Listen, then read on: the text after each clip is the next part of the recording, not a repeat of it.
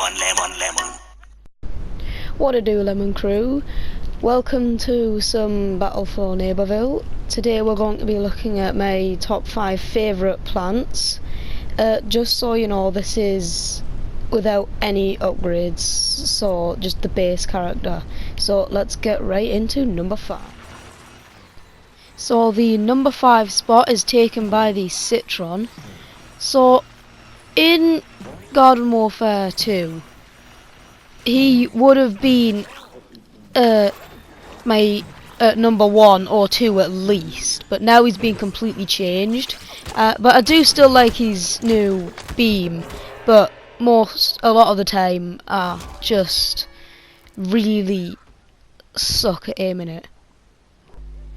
And his new shield that he's got, what I do like about it is I think they're making Citron in this game much more of like a team player rather than just a solo person that just gets all the kills, because his primary weapon is nowhere near as powerful and his shields can also now cover his sides, so now he can protect 2 at maximum other people. Another thing to note about Citron is he can sprint in all directions, so rather than most characters who can only sprint forwards, he can also sprint side to side and backwards, which is much more useful for mobility.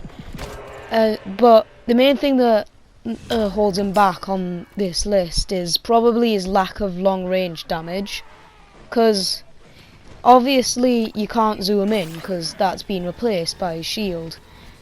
And also his primary weapon, rather than a beam that like it was in the last game, which made him pretty good at long range, it's now like a rapid fire shotgun because it actually shoots multiple pellets. And you should definitely be able to zoom in with the beam, mainly because it's pretty easy to miss it. He also needs his team to get the kills, whereas in the last game he really didn't. So they are all the main reasons why Citron is at number 5. So at number 4 is the Acorn and Oak. It was hard putting these at number 4 because I love them, but I just prefer the next 3 characters on this list.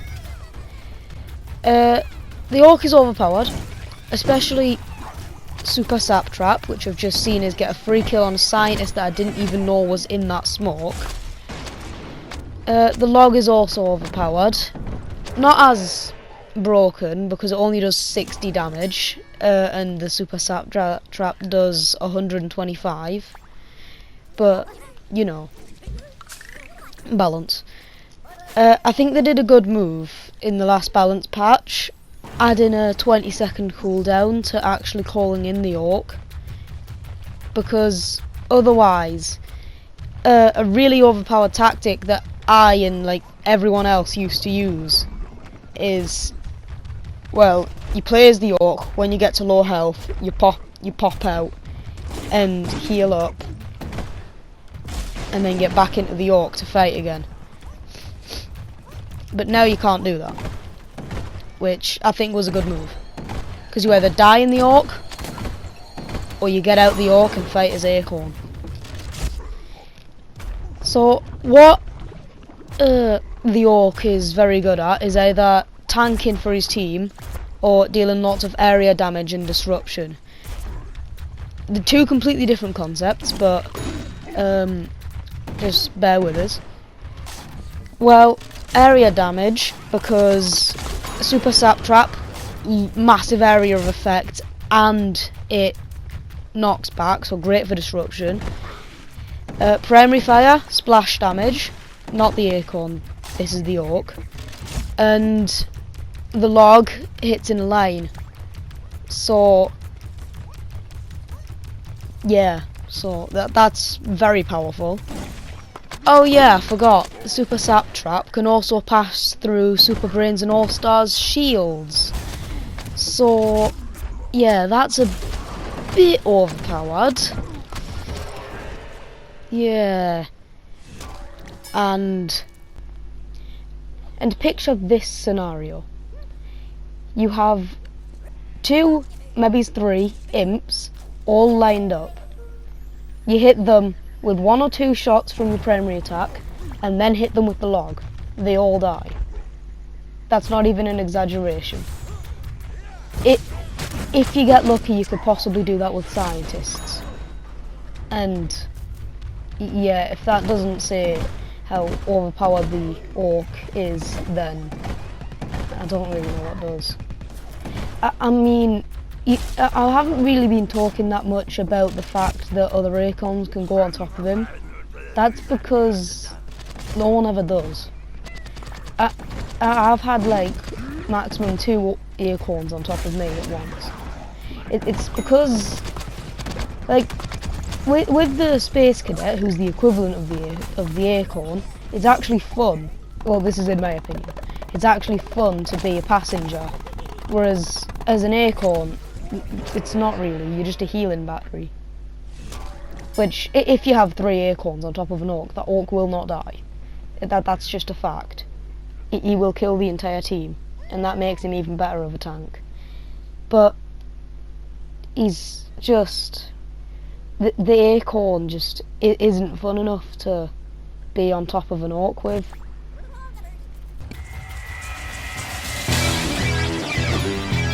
So they are the main reasons why Acorn and Orc are at number 4.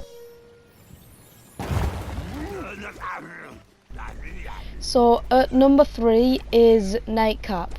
So the funny thing is, right at the beginning of the game, just as I got it, she definitely would have been at number 1. But obviously now 2 others that I will not mention because they're number 1 and 2 on the list, and we don't want to spoil that now, do we? Yeah. So, but anyways, when I first got the game, I absolutely loved Nightcap because mainly the Fung Fu, which don't even get started on that. They've tried to nerf it, but you know, it's still OP. But see, I almost just killed a space station with 1 use of it. That I shouldn't be able to do that. But we'll talk about that more later. So I don't really know why, but 2 others I just prefer them now. It might be because I just don't really constantly want to get killed, and not killed, just annoy people. But I don't think that's the reason. Oh yeah, if you didn't notice, a space station got run over by a minecart. I was just making sure that the same thing didn't just happen to me. Like, see, right at the beginning of the game, that's what it was. 6 Nightcaps pummeling 1 person. And obviously I still absolutely love Nightcap because she's a very fun character. But people have found out how to counter her now, especially Super Brains with the one shot that you can do. But I really don't know what happened. It's just, yeah. I've found myself now using the Spore Mist, I think it's called. It's the like bubble that she throws down. But yeah, now I use that a lot more. I don't know why I didn't really use it at first. But yeah, anyways. So what you really want to do with Nightcap is obviously invisible in, but then you want to chuck your Spore Mist, whatever it's called, down. I don't actually do this usually, but it is, I can imagine it's very powerful. So chuck your Spore Mist down on the zombie, or zombies, and then Fung Fu them. And if there's any surviving, invisible out, because since you've got 2 charges of it, you can do that. Because you're still invisible whilst you're doing Fung Fu when you're in the Spore Mist, which is the overpowered thing about it. Just... Nightcap is still very powerful. Just don't get us wrong on that. I'm not saying that she's bad now, because if she was, she wouldn't be on this list. But again, I almost just killed an All-Star and a Super Brains just like that. Okay, maybe it's not the Super Brains, but the All-Star, you can tell, definitely took a lot of damage there. So yeah, just Fung Fu. Yeah. Maybe it's a bit of a cooldown nerf, I think, is what it needs to make it much more balanced. I mean, keeping it overpowered is fine by me, as long as everyone thinks it's dead. But yeah, people think that Nightcap is bad now, but she's still really, really good. I just want to get this message across. I'm sorry if I keep just going on about it, but it's true.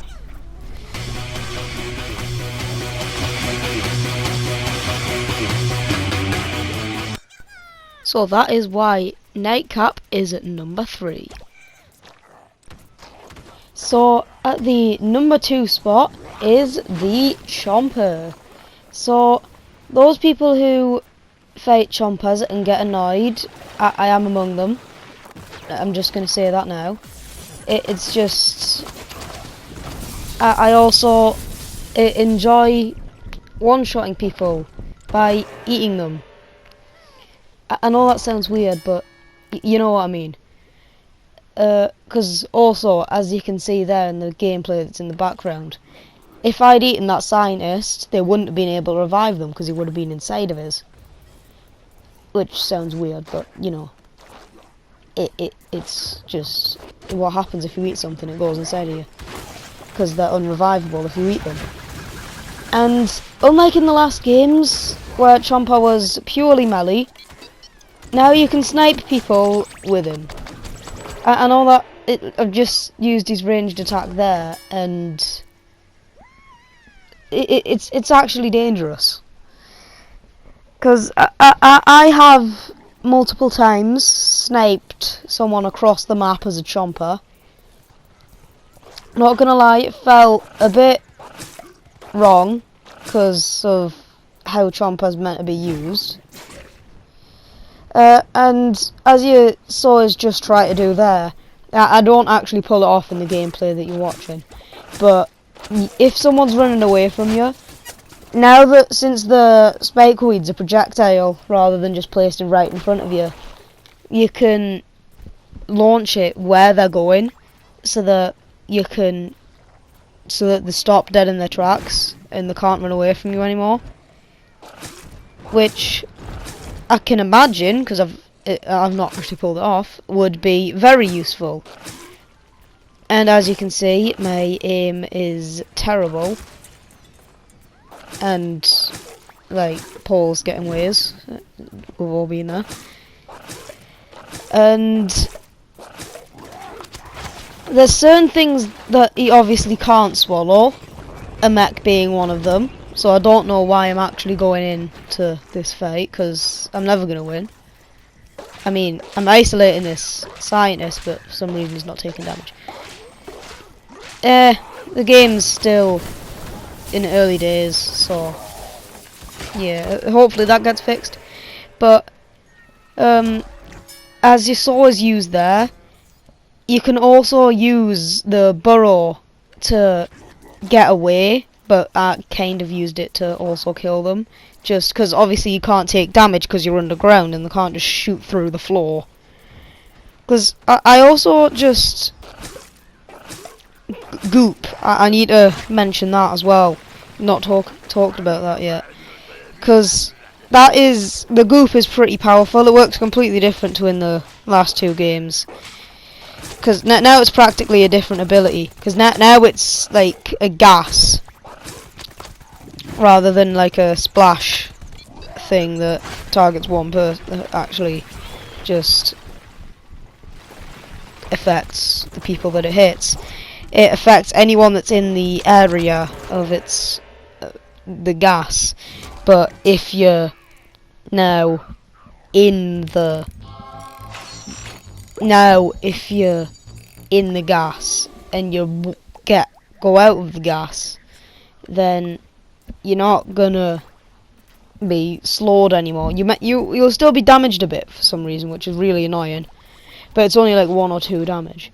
But I don't really know what the thing that determines this is, but occasionally I've been doing 35 damage with Goop on one, like on like a random tick, not even the like initial fire. And see, they're trying to get away now, and I would kill them, but they're doing like the one thing that's actually really good at dealing with a burrowed chomper getting to the high ground. I mean, the cactus got the Satanist, and I still managed to get the electric slide. That's the one.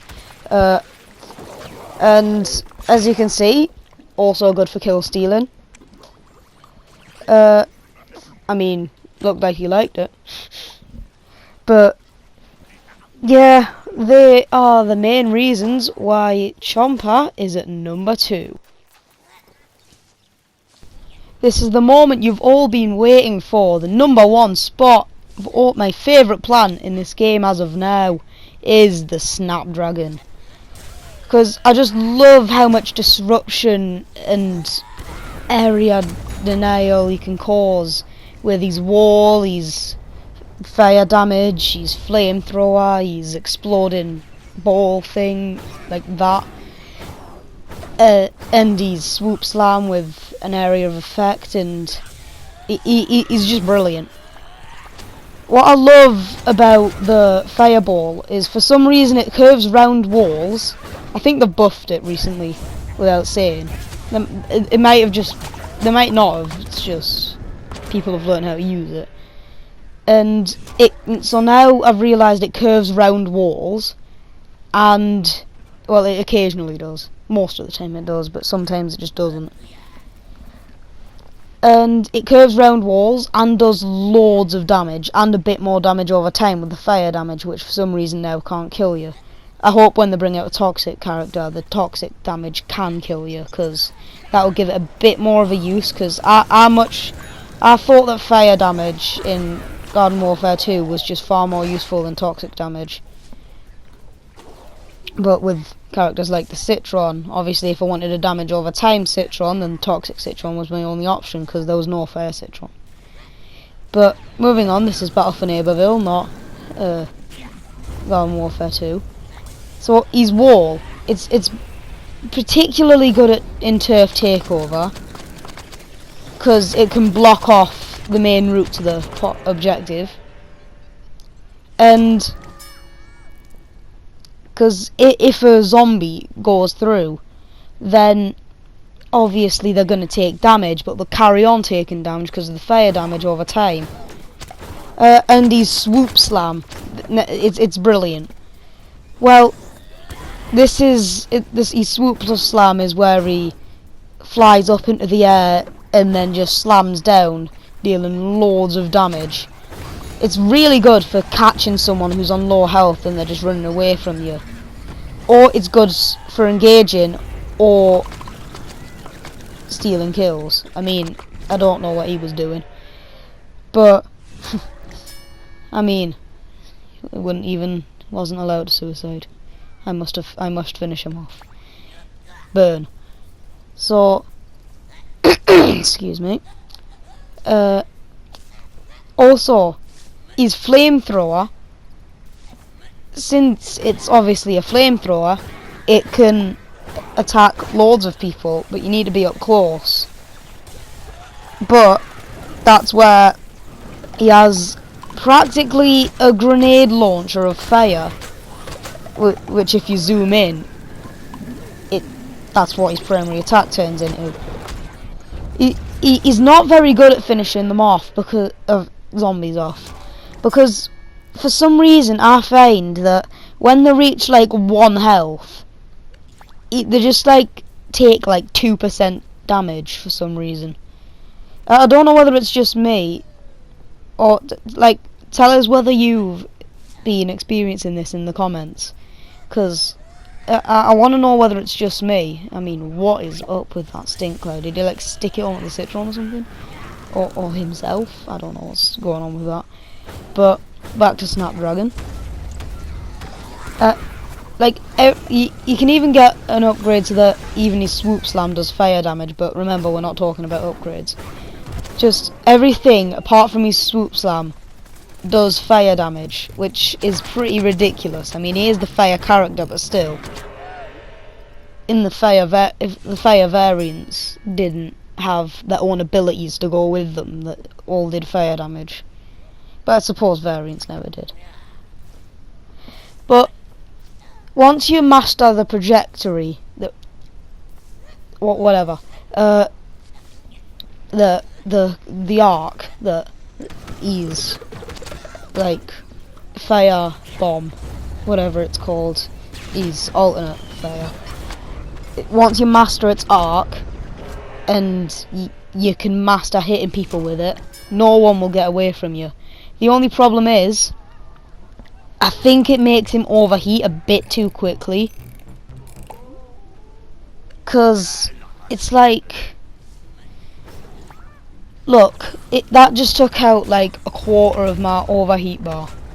And also, since his firewall is like a projectile that starts rolling forward, I find it's when I'm trying to block off like a doorway, the amount of times I've just hit the wall and my firewall that I wanted to make just doesn't happen. But if you can pull off a perfect firewall like that, it'll be perfect. So I appreciate you all watching the video. Make sure you like and subscribe and hit the bell so that you'll never miss when I upload a video. And I'll see you in the next video.